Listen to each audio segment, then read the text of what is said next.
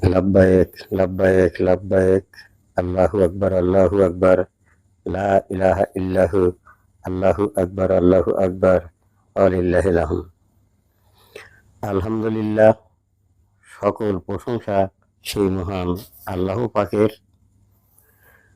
এই শব্দটি আমাদের আদি পিতা হযরত আদম শফিউল্লাহ গেয়ে উঠেছিল, আল্লাহর প্রশংসা করেছিল ফুৎকারের আত্মাপে। তো যাই হোক, ওদিকে আমি বক্তৃতায় যাব না। আমরা আজ গুটি কয়েক মানুষ এখানে উপনীত হয়েছি। যে সময়টি, এই সময়টি হলো হজের মাস, কুরবানি, অনেক কিছু এই মাসে রয়ে গেছে।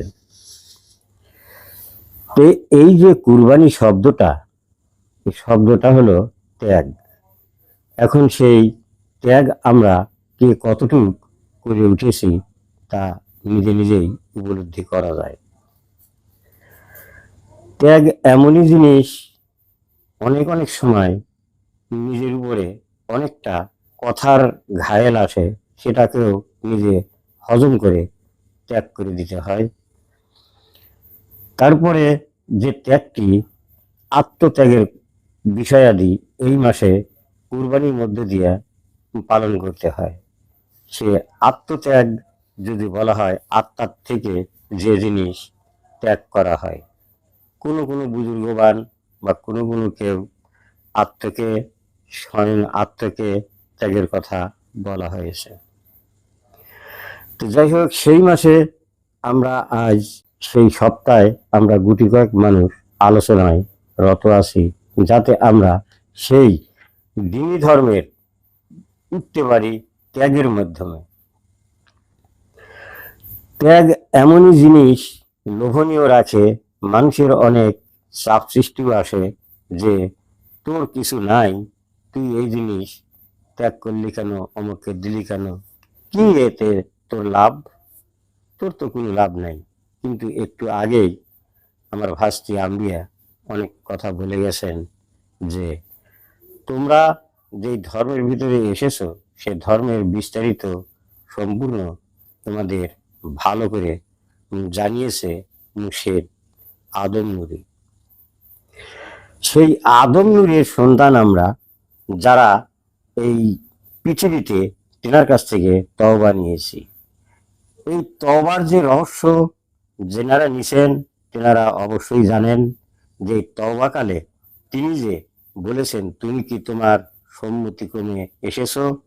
তখন তো জবানে ওয়াদাবদ্ধ যে হ্যাঁ, আমরা সম্মতিক্রমেই এসেছি। এই সম্মতি দেওয়ার পরে তিনি যে আমাদের উপরে সেই তেনার নূরের হেদায়েত, দ্বীনি হেদায়েত, কোরআনিক হেদায়েত, আল্লাহর হেদায়েত আমাদেরকে, আমাদের উপরে অর্চনা করলেন, তাহার কিছু নমুনা হয়তো আম্বিয়া বলে গেল। সেই তওবার মধ্যে প্রথমে তিনি আমাদেরকে যে ভাগ্য রচনা করে দিয়েছেন, সেই ভাগ্যের উপরে যে আমল নামা দিয়েছেন, ভাগ্যের উপরে যে সব কর্মকাণ্ড লিপিবদ্ধ করে দিয়েছেন, এটা সবারই জানা আছে। হয়তো তিনি আজ অনেকদিন হলেই ওফাত হয়েছেন, আমাদের অনেকের স্মরণে নাই। একটু হয়তো দর্শন দেখলেই আমরা মনে করি যে আমরা অনেক কিছু হয়ে গেছি, তা মোটেও নয়। দর্শন, স্বপ্ন অনেকেই দেখে, চিন্তা ভাবনার মধ্য দিয়ে শুয়ে থাকলে পরেও হয়, হয়তো আমরা ঘুমায় আছে, অনেক রকম হয়, হতে পারে। কিন্তু মুর্শিদ পাক যে আমাকে পাপ মোচন করে, আমাকে সেই ধর্মে ধর্মী করে, আর নুরান্বিত করে, আত্মা ফুৎকারে দিয়ে বেঁধে দিলেন, আমরা সেখানে কতটুকু নিজ ধর্ম ধরে রেখে দর্শনে আসি। আমাদের সদা সর্বদাই যারা আমরা হেদায়েত নিয়েছি, তাদের অবশ্যই এই সময়টুকু ও আমাদের এই আউয়ালটুকু সবসময় মনে রাখা উচিত যে আমি সেখানে আমার মুর্শিদ পাকের সামনে আমি কি অঙ্গীকারবদ্ধ, আর আমার উপরে তিনি কি রচনা করেছেন, আমার আমল নামায় সেটি আছে কি নাই। তিনি যে পাপ মোচন করেছেন, যদি কারো নিদর্শন থাকে তাহলে অবশ্যই এই দিনটিকে স্মরণে এনে তুমি দেখতে পারো যে মনে হয় আমি এই মুহূর্তে ভূমিষ্ঠে পড়লাম 6 দিনের শিশু বা তারও কম হবে, ফুটফুটে একটি সন্তান। যখন তার এই মনোভাব হবে অবশ্যই সে কি জাগ্রত আনবে যে মুর্শিদ পাক এত সত্য আমাকে পাপ মোচন করেছে, নাকি আমাকে এই আত্মা দিল। এখন যদি সেই বর্ণনায় যাওয়া যায়, অনেকটাই ব্যতিক্রম ঘটতে পারে। ব্যতিক্রমী বক্তৃতা মানব সমাজে দেওয়া যায় না, যেহেতু আমরা সৃষ্টি মানুষ বা বুনি মানুষ বা বনি আদম, আমাদের আত্ম একটা পৃথক আছে। মুর্শিদ পাক বলেছেন যে মানব সৃষ্টি 4টি আত্মা দ্বারা মানব সৃষ্টি করা হয়েছে, 4 আত্মার মানুষ আছে। কিন্তু কোরআনে কারিমের মধ্যে গেলে সেটা আসে যে তোমাদেরকে আমি খাদ্য রসদ থেকে সৃষ্টি করিয়াছি, বা পচা আবর্জনা থেকে তোমাদেরকে আমি সৃষ্টি করিয়াছি। ইহার অনেক কথা কোরআনে কারিমের মধ্যে আছে যে কীট আকারে তোমাদেরকে সৃষ্টি করিয়াছি। এখন সেই কীট যে ব্যাঙের ছাতার মতো বা ব্যাঙের পোনার মতো গিলবিল করে নড়ে, তাকে কোনো আকৃতিতেই বোঝা যায় না, একটি ছাতা শুধু ছাড়া কিছু না। সেই ছাতাকে কিভাবে মহান আল্লাহ পাক এত সুন্দর সুরত ধরাইয়েছেন, এখন তাহলে আপনারা পরিষ্কার বোঝেন যে সেখান থেকে আমাদেরকে কোথায় মুর্শিদ আদম নবী আমাদেরকে তওবা দিয়েছেন, যে সেখানে সরাসরি সুরতে আমাকে বহাল করে দিয়েছেন। এখন ওই কীটের সুরতের বর্ণনা যদি দেওয়া যায়, নিজেকে আনা যায়, তাহলে নিম্ন যেটা নশ্বর জগৎ বলা হয়, পৃথিবীর জগৎ বলা হয়। আর মুর্শিদ পাক যেখানে নিয়ে যায় আমাদেরকে রাখছে, সেটা অত্যন্ত সৌভাগ্যজনক যে আমরা তেনার হাতে তওবাকৃত হয়েছি, আর সরাসরি আমাদেরকে সেখানে নিমজ্জিত করেছেন। তো সেই নিমজ্জিতর কিছু জ্ঞান পেয়ে আমরা তো অনেকে অনেক রকম কথা বলা শুরু করছি যে আমি হয়ে গেছি, এটা হয়ে গেছি। আমরা হয়তো অনেকে অনেক সময় বলে থাকি যে মুর্শিদ আমিরই সব। বেকুবের মতো কথা বললে তো হবে না, কিন্তু হতে পারে। একটু আগে আমিও বলছে সেটা হতে পারে, কিন্তু সেটা বলার নয়। সরার জগতে সেটা চলবে না, এই পৃথিবী জগতে সেটা বলা যাবে না। কারণ তিনি একজন এই সৃষ্টির মানুষ ছিলেন। তিনি তো আগে সেই পরম মানুষ ছিলেন না, তিনিও সৃষ্টি মানুষ ছিলেন, রক্তে মাংসে গড়া ছিলেন। তিনি এই কথাটা বলছেন যে আমিও তো তোমাদের মতো একজন মানুষ। তো সেই সৃষ্টি মানুষের কথা যদি বলা যায়, তাহলে এই সৃষ্টি জগৎ কিন্তু তোমাকে মানবে না। এখন এলমে তাসাউফ যে সরার গোপনীয়তাই আমরা কতটুকু জানি, আমি যে প্রকাশ সরা আছি, আমার এই সরার যে গোপনীয়তা আছে, এই গোপনীয়তাটাই আমি কতটুকু জানি, না জেনে আমি একটা কিছু দেখেই বলে উঠলাম, তা হবে না। এই সরার গোপনীয়তাও জানতে হবে, এই সরার যে মারফত আছে তাকেও জানতে হবে। তাতেই মুর্শিদ বলেছেন যে তুমি তোমার বেল গায়েব কতটুকু জানো। যদি বেল গায়েব জানতে পারো, তাহলে তুমি এলমে তাসাউফ বলতে পারো, সরাও বলতে পারো। মহান আল্লাহ পাক সমস্ত কিছু পৃথিবীর মধ্যে রচনা করে রেখেছে।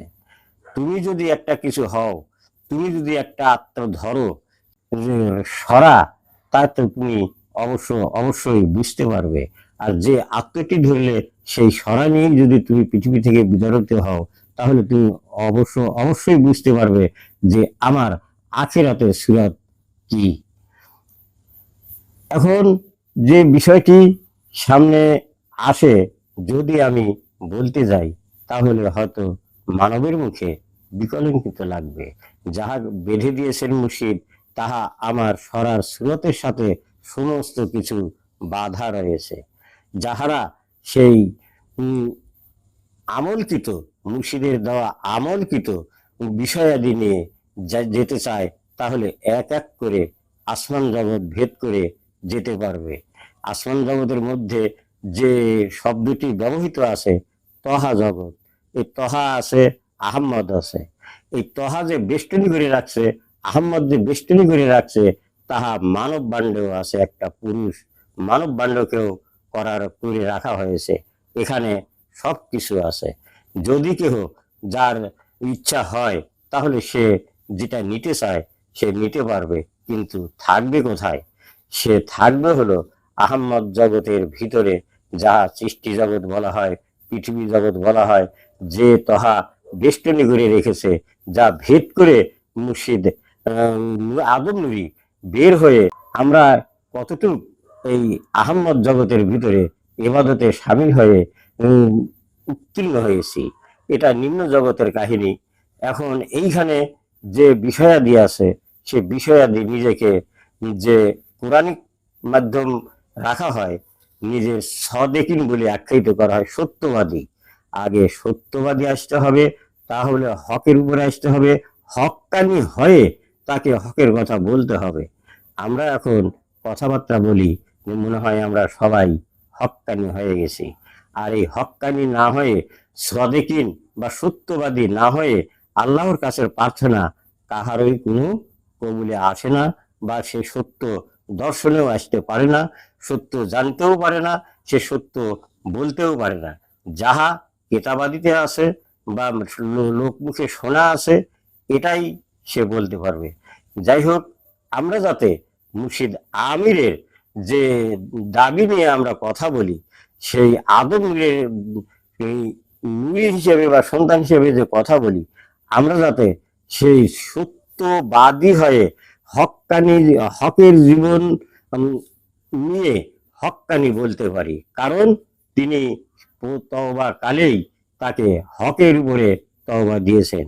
সেই হককে ধরে হক্কানি হয়ে সত্য কথা মানুষের কাছে বলতে থাকি। যদি হক্কানি না হয়ে এই কথাগুলি আমি বলতে যাই, তাহলে পৃথিবীতে যে কেতাবাদি আছে তার বিচার অনুসারে এ কথাগুলি ফাঁসেক হয়ে যায়। এ কথার কোনো মূল্য থাকে না। শুধু বলা বলি, যে শুনবে সেও ফাঁসেক, যে বলবে সেও ফাঁসেক, যদি সে হক্কানি না হকের হক্কানি না হয়। যাই হোক, রাত অনেক হয়েছে। হয়তো মুর্শিদ পাকের বড় ছেলে জাহাঙ্গীর আলম তিনি পৃথিবীর মানুষের উদ্দেশ্যে কিছু কথা বলবেন। এই বলেই আমি আমার সংক্ষিপ্ত বক্তব্য এখানেই শেষ করছি। আল্লাহ হাফেজ। জয় হোক আদম নূরের।